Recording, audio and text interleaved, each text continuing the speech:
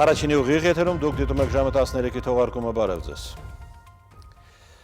Վարչապետ Կարեն Կարապետյանն այսօր ելույթ է ունեցել ազգային ժողովի մշտական հանձնաժողովների համատեղ նիստում 2017 թվականի պետական բյուջեի մասին օրենքի նախագծի ներկայացման կապակցությամբ։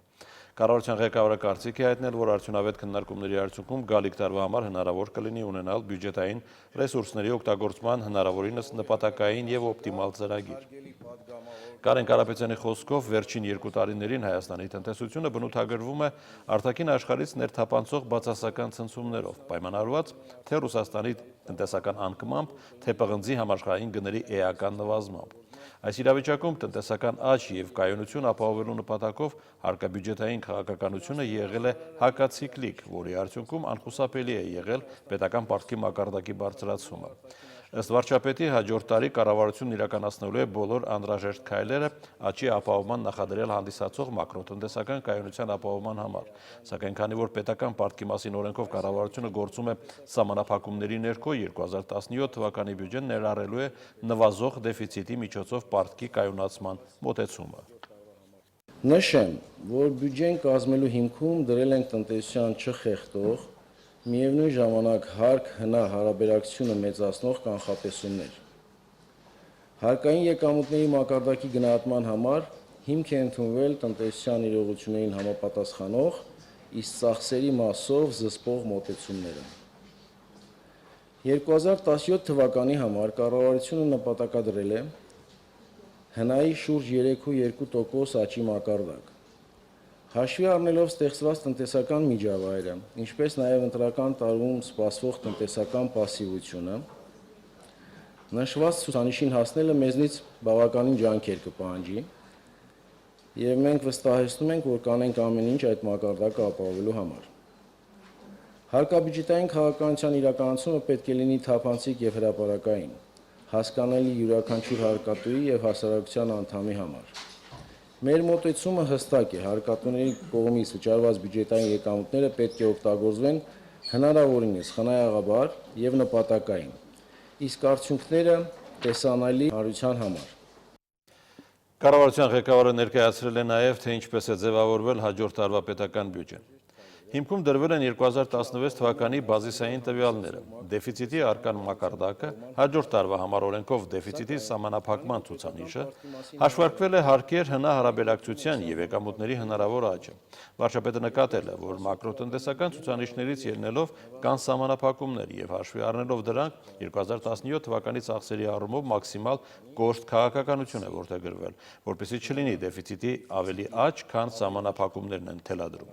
Կարեն Կարապետյանի խոսքով հաշվի առնվել նաև այն հանգամանքը, որ բիզնեսը, գործարար աշխարհը մաքսիմալ չճնշվի եւ կարողանա վերարտադրվել, եւ այս մոտեցման նպատակ 2017 թվականի ավելի աշխուժ տնտեսական իրավիճակ ստեղծելու համար նորմալ պլատֆորմ ձևավորելն է։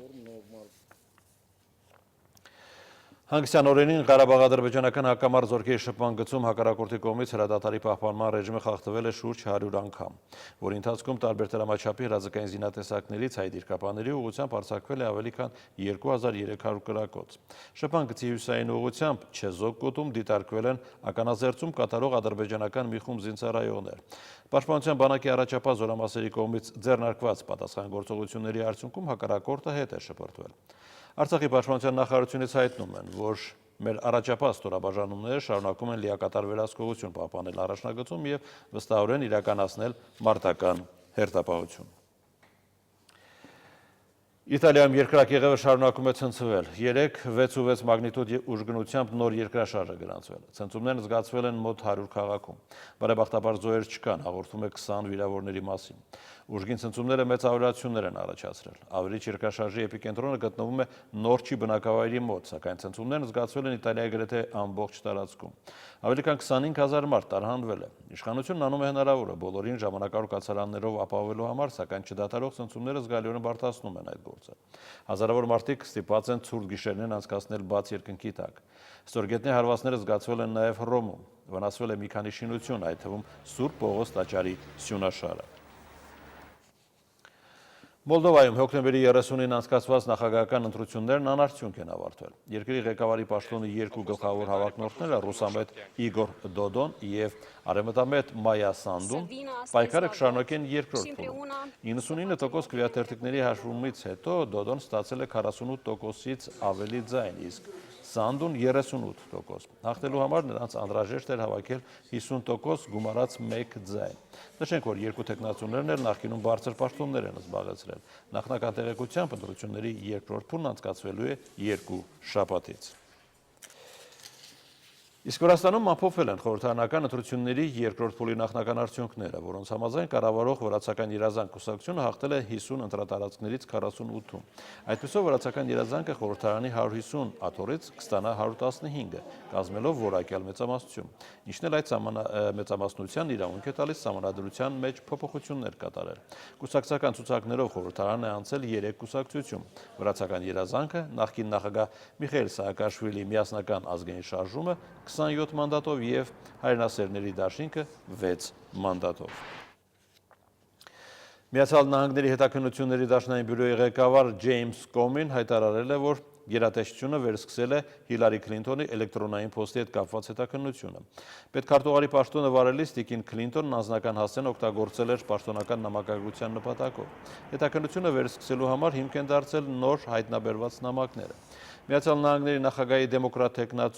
թեկնածուի կուսակիցները կասկածի տակ են դրել հետաքննությունների դաշնային բյուրոյի ղեկավարի հայտարարության օրինականությունը, քանի որ այն կարող է մեծ ազդեցություն ունենալ նախընտրական արշավի վրա։ Դեմոկրատները նաև հերթական անգամ Քլինտոնի մրցակից Դոնալդ Թրամփին մեղադրել են Կրեմլի հետ սերտ կապերի համար։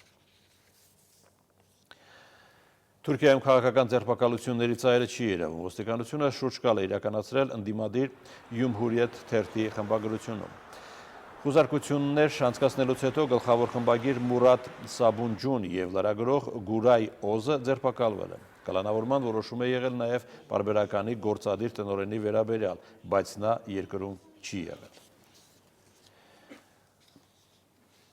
Մոսկովյան Սկոլկովո ինովացիոն կենտրոնում մեկնարկել է Եվրասիական շաբաթ առաջին միջազգային համաժողովը։ Միության պետությունների ժամանած գործարարներից ու կառավարման ոլորտի ներկայացուցիչներից բացի Մոսկվայում են նաև ինովացիաների միջազգային շուկայում խոշոր խաղացողներ համարվող պետությունների՝ Իսրայելի, Հարավային Կորեայի, Չինաստանի, Հնդկաստանի և Եգիպտոսի պատվիրակները։ Համաժողովի կազմակերպման նախաձեռնությունը Եվրասիական տնտեսական հանձնաժողովինն է, և Հայաստան այս նորարարական համաժողովին ոչ միայն կազմակերպիչների ցանկում է, այլև սեփական տաղավարով ներկայացնում է ինովացիաների ոլորտում ունեցած ձեռքբերումները։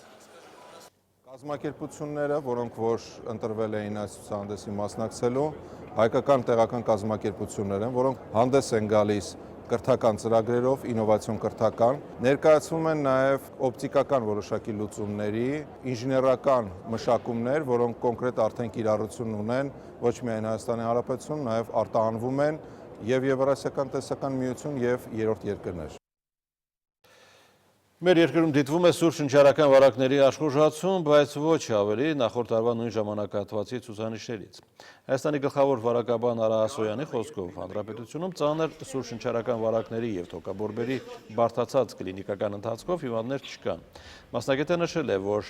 ռինովիրուս կոչվող այս հիվանդության ժամանակ նկատվում է ընդհանուր թուլություն, ջերմության բարձրացում, քթի արտադրություն։ Հիվանդության ընթացք չտալու համար հանրապետության գլխավոր վարակաբանը հորդորում է կրել դիմակ, հաճախակի օդափոխել փակ տարածությունները, կրել համապատասխան տաք հագուստ և հիվանդության նշանների դեպքում անմիջապես դիմել բժշկի։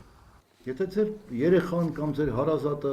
կամ դուք ինքներդ հիվանդ եք, ունեք ջերմություն եւ այդ հարբուխի երևույթները, ես ձեզ խնդրում եմ, երեխաներին մի թույլ տվեք գնան դպրոց կամ մանկապարտեզ, ուսանողները չգնան բուհերի, դուք էլ մի գնացեք աշխատանքի։ Ծայրահեղ դեպքում, եթե ինչ-ինչ պատճառներով ստիպված եք դուք գնալ աշխատանքի, գոնե դիմակները կրեք։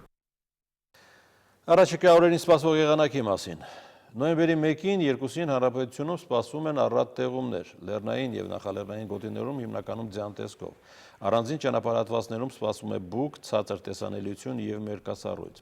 Նոյեմբերի 2-ի լույս 3-ի գիշերը Տավուշի և Սյունիքի հովտային գոտիներում, Արագածոտնի և Վայոց ձորի նախալեռներում ու Արարատյան դաշտում հնարավոր է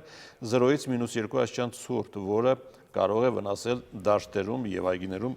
դերևս հարկաբերքը։ Տրանսպորտի, կապի և տեղեկատվական տեխնոլոգիաների նախարարությունը տեղեկացնում է, որ հոկտեմբերի 31-ին ժամը 9:30-ի դրությամբ Թումանյանի տարածաշրջանում խիտ մառախուղ է, տեսանելիությունը 80-ից 100 մետր։ Վարորդներին խորհուրդ է տրվում երթևեկել բացառապես ձմեռային անվադողերով։ Հայաստանի միջպետական և հանրապետական նշանակության բոլոր ավտոճանապարհները բաց են։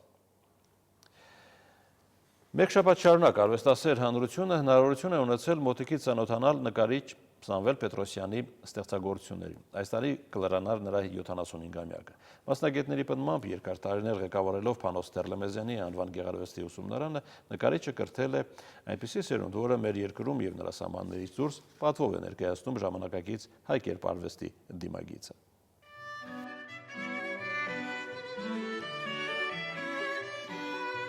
Ամեն մեկի հետ մի պատմություն կա, մանկություն կա շատ, այս նկարը մանկությունս է օրինակ, այս մեկը կոնկրետ մանկությունս է, այս Գորիսի այս սկյութները դարձյալի մանկության հուշերից են, այս քարապատկերը, այսպես ասեմ, տարվա եղանակներ են, գյուղական պատկերը տարբեր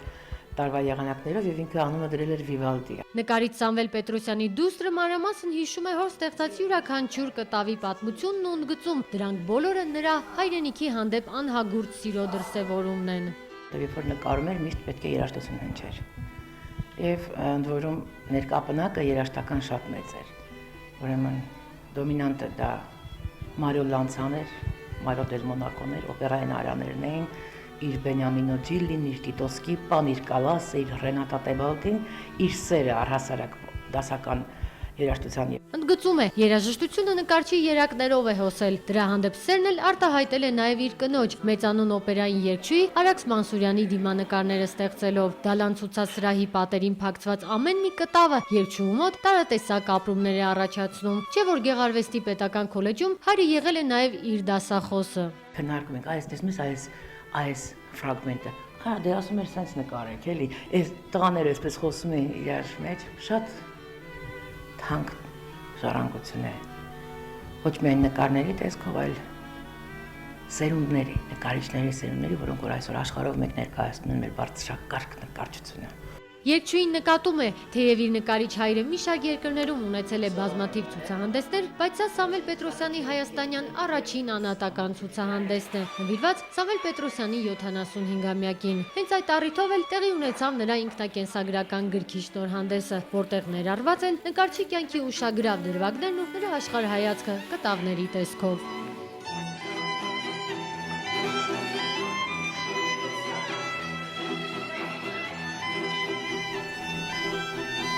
Հասմիկ Առաքելյան, Էդգար Դավթյան, Վաչագան Պետրոսյան, Առաջին ալիք։ Այսքանը այս թողարկման համար կհանդիպենք ժամը 17-ին։